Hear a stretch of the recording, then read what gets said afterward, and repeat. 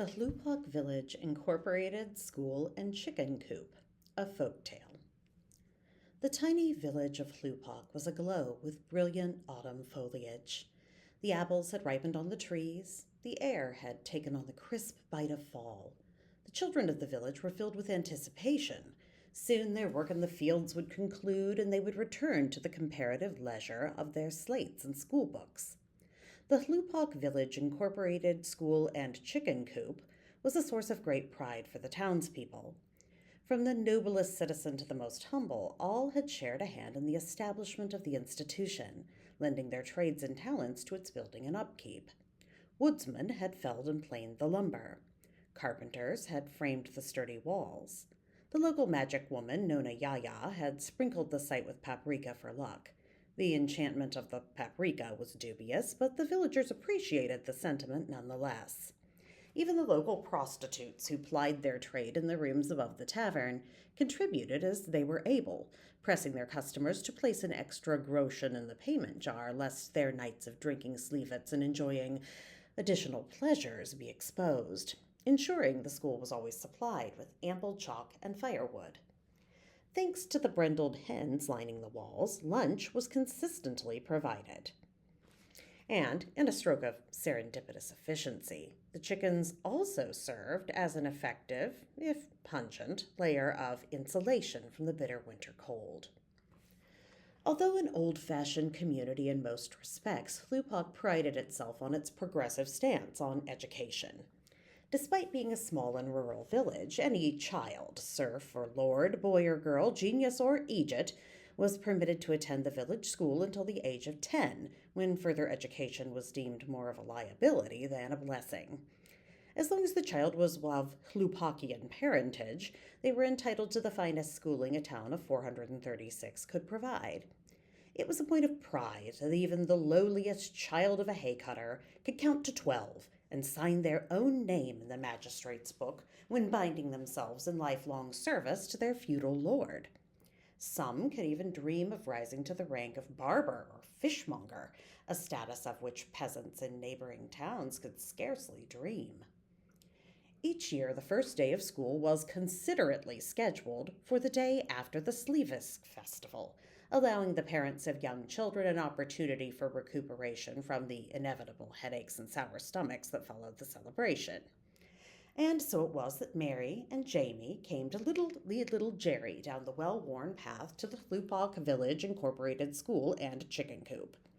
Jerry was in possession of an exuberant temperament, so they had tied a length of rope loosely around his neck to ensure he kept close and didn't stray off into the nearby forest to nibble at wild berries or trundle through the crunching leaves. Mary and Jamie worried he would be distraught to sit indoors all day at one of the wooden school desks, but now that he had reached the age of 6 years, they felt it was important for him to spend time with others his own age. He couldn't simply frolic about the cottage forever. Besides, Mary needed a reprieve from the ceaseless supervision Jerry required, and school would provide a daily respite.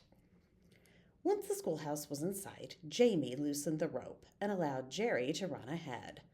Tuck the baker was stationed at the door to the schoolhouse, giving the children loaves of cinnamon chelva as a first-day treat as they passed through the doors. Jerry wouldn't stray if he smelled something good to eat. The baker's face broke into a pleased smile at the sight of him. Jamie and Mary were some of Tuck's most loyal customers. He could always count on them to take the burned loaves off his hands for a few pennies, which was better than simply throwing them out. Jerry, unlike the village children who complained about even a speck of ash on the loaf, was an indiscriminate eater, so the arrangement was mutually beneficial. Sniffing the air and catching the scent of warm bread, Jerry charged forward, butting good-naturedly against the baker's plump thigh. "Ho there, Jerry!" Tuck laughed, patting Jerry fondly on the head.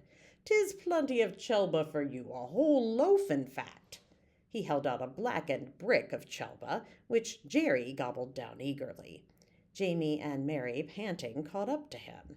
"Easy there," Mary chided. "You needn't eat the whole thing in a single bite. Slow down and chew before you swallow it." But it was too late. Jerry had bolted down the entire loaf, and was looking hopefully towards Tuck's wagon where the remaining Chelba sat piled and waiting. Tuck saw Jerry's eager expression and smiled. "Only if your ma says you can have another," he laughed. Mary sighed in exasperation. "You indulge him too much," Mary said. "He needn't have more just now." "In you go, then," Tuck said, patting Jerry's head once again, "and behave yourself." Some of the children had runny noses and red-rimmed eyes, distressed to be away from their mothers for the first time, but Jerry scampered up the steps without a backward glance. He'd always been stubbornly independent. Mary pressed a handkerchief to her own eyes. However challenging it had been to look after Jerry day and night for the past 6 years, she loved him dearly and was sad to be parted from him, even for the day. "Don't fret," Jamie said, placing a reassuring arm around her shoulders. "It's all for the best. You'll see." "What if the children are unkind to him?" Mary sniffled. "He's always struggled to make friends, playing rough the way he does." "He's made of sterner stuff than you think," Jamie reassured her. "He doesn't let it trouble him." "I know," Mary conceded, "but I still worry. He's been content running in the fields till now. I don't want him to be unhappy." "'Tis for the best," Jamie said. "Besides, it'll give us a break from keeping him chewing at the mattresses whenever he's left alone for a moment." Mrs. Starapana, the schoolmarm tasked with educating the children of Hlupak, regarded Jerry with annoyance. When word had first spread through the village that Jamie and Mary would be sending Jerry to school, it was believed to be a jest. Surely they understood that the school could not possibly be expected to accommodate him. But it had not been a jest. They truly intended to send him. And now here he was before her, staring stupidly at her with one eye regarding the chickens hungrily with the other. Mistress Starapana sighed. She supposed there was little to do about the issue today, since Jamie and Mary had already started away down the path. As much as she wanted to turn him out, she knew it would break their hearts, and they'd already borne so much misfortune. For years they'd longed for a child. Everyone in Hlupak knew of their struggle. Thus, when Jerry finally came along and the couple beamed with joy, no one said an unkind word, despite his peculiarities. The charitable thing to do was let him stay, at least for the day, for Mary's sake. She made the sign of the cross and cast her eyes heavenward. "Sit there," she said, giving him a gentle push to the back of the class. Jerry's unshod feet pattered merrily to the wooden desk. The deafening clop of his footfalls on the wooden floor attracted the attention of the 15 other pupils, who turned to gawp at Jerry. They, too, could not believe he was truly meant to be their classmate. Anezka, a seasoned pupil at the ripe age of 9 years and 4 months, sniggered. "I hope he doesn't eat up the pencils." Quiet titters spread through the room. Jerry showed his teeth in what Mistress Starapana hoped was a smile. It was difficult to know what he might be feeling, but she knew he was accustomed to the children's jibes and was generally unbothered by them. She was glad he was too simple to understand. Jerry did not eat up the pencils. Instead, he devoured the chalk. Mr. Starapana sighed again. It was going to be a tedious day. It was obvious what his classmates were thinking as they wrinkled their noses and pulled their smocks to cover their mouths.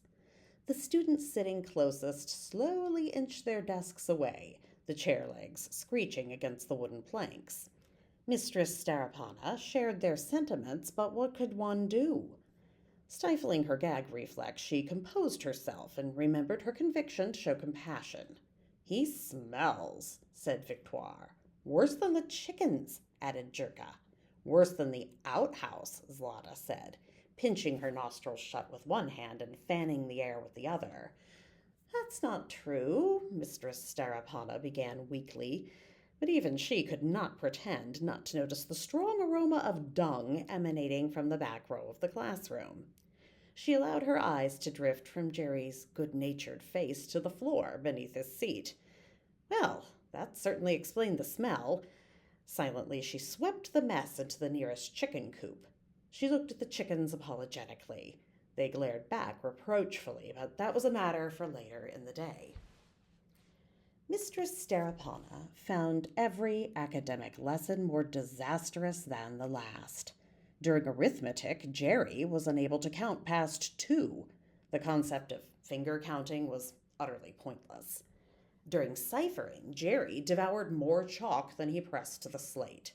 She tried reading from a book of folk tales, Little Red Riding Hood, Henny Penny, and the Billy Goat's Gruff, an unfortunate misstep that caused the other students to erupt into raucous laughter. When a puddle of urine crept into the aisle, there was little doubt from whom it had emerged. Furthermore, Jerry had no concept of raising his hand or taking turns. When others spoke, he bleated nonsensical gibberish at a volume akin to the steam engine she'd once seen belching smoke at the fair. It was enough to drive a person mad. She was relieved when the sun reached the high point in the sky and it was time to pause for the midday meal. Teresa, you and Jacob may collect the eggs for the smrska, Mistress Starapana instructed. It was a coveted task, and the two were pleased to have been chosen. Jacob fetched the small basket used to gather the eggs, and he and Teresa reached carefully into the nesting boxes, handling the shells with great care. Teresa had just reached beneath Agatha, a plump hen and an excellent layer, when she found herself knocked to the ground by a hard shove behind her knees. The collected eggs spilled from the basket and exploded in a gooey heap upon the schoolroom floor, yolks and whites dripping between the planks. The children screamed. Teresa began to cry. Mistress Starapana pondered the ethics of abandoning the schoolhouse and spending the remainder of the day at the tavern. Jerry gleefully lapped up the raw mess, shells and all, much to the disgust of his classmates. Jerry's strange, Maria said, eyes wide as saucers. Jerry's rude, Peter said. Jerry's gross, Jan declared, mouth downturned in an expression of repulsion. The others nodded in silent agreement. Mrs. Starapana, exhausted and speechless, offered up a wordless prayer for patience. It was by far the worst first day of school she could remember. Tobias dolefully passed out leftover chelba, which the children chewed in silent disdain, all eyes on Jerry, who had licked the floorboards clean and was now chasing dust motes in a sunbeam near the window. The chickens were agitated to the point of hysteria. If they laid another egg all week, it would be nothing short of a miracle. The din of the distressed poultry reminded Mrs. Starapana of the time when, as a child, her younger brother took up the duty. For 3 long weeks, the sound of the wind blowing through the bag and reeds formed an incessant howl in the cottage until one day Father had snatched the instrument from Miroslav's hands and thrown it into the fire. Truly, she thought, it had been a mercy. She briefly considered throwing Jerry into the schoolhouse stove, but forced the thought from her mind. It was simply the chaos making her peevish. She brewed a cup of strong willow bark tea for the increasingly sharp headache pounding at her temples, and resolved to soldier forth with the day. With the midday meal finished, Mistress Starapana told the class it was time for outdoor playtime. She marched her students out past the cackling chickens to the mostly flat patch of dirt set aside for playing games. Years of experience had wizened the teacher, who knew well that unstructured play all too often led to trouble. "Students, what game should we play today?" she queried. "Perhaps a game that everyone can enjoy?" The subtext was painfully apparent even to the youngest children. A game Jerry can enjoy. "Pesik!" shouted Jirka. Jirka liked any game that involved sitting in a circle and running around it. "Spocky!" shouted Tobias. "Nothing with sticks," Mrs. Starapana quickly interjected. "Absolutely no sticks." "Yelena," Jakob suggested slyly. "And Jerry should be in the middle first." The others excitedly agreed.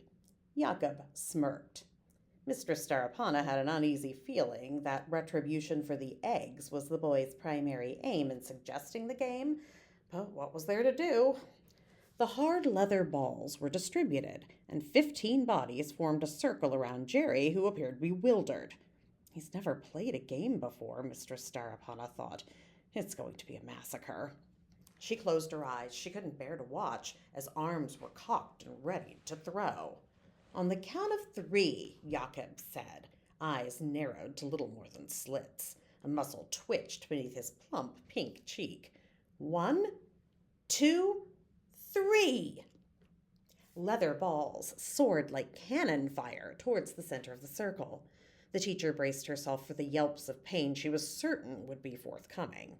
She hoped the ice house still had a few chips of last year's ice remaining that she could use to nurse Jerry's bruises. But something surprising happened. Despite being decidedly outnumbered, Jerry dodged every shot. At first, the children jeered, but he was impressively nimble. He leaped higher than any student she'd ever seen, lifting with the grace of a sparrow and the speed of a deer. He deftly avoided even the swiftest throws. Over and over he gambled and wove, feinted and parried. A grudging sense of respect was beginning to form. Just then Jakob threw a ball into a thicket of blackberries. He stared forlorn into the bramble. He would have to retrieve it. That was the rule. You throw, you go. The sharp thorns would draw blood, or worse, tear his newly sewn school clothes. His mother would be furious. She'd been saving the burlap for months to craft the breeches he now wore. He would doubtless be sent to bed without supper, and, given the unsatisfying eggless lunch, his stomach would complain all night. The thought of the sausages he would be denied was too much to bear. He turned away as his eyes began to fill with tears, but the others saw. Jakob is a crybaby. Crybaby, crybaby. The boy, now stripped of his ire, roughly rubbed away the tears humiliated. He was, after all, nearly a man. At 8 years old, he was old enough to smoke a pipe and drink beer in the tavern. In 2 short years, he'd be old enough to take a wife. He was too old to cry over something as trivial as a few scratches. I'm not a crybaby, I'm not, he sniffled. Before anyone could stop him, Jerry sprang forward into the brush. Mowing through the prickling brambles, he scarcely seemed to notice them. When he reached the ball, he expertly head-butted it back into the center of the circle. His stunned classmates gaped with open mouths at Jerry's bravery. Then slowly they broke into grudging applause. After all, athletic prowess was far more important than academics. He's actually good at games, Maria said with awe. Jerry's amber eyes shone with pride. Thank you, Jakob mumbled sheepishly. That was a great kindness. Jerry beamed wordlessly at his new friends before stuffing the ball into his mouth and swallowing it whole. Oh, Jerry, the children chorused. This time his classmates' laughter was friendly as they invited him to play. Perhaps, thought Mistress Starapana, Jerry belonged at school after all.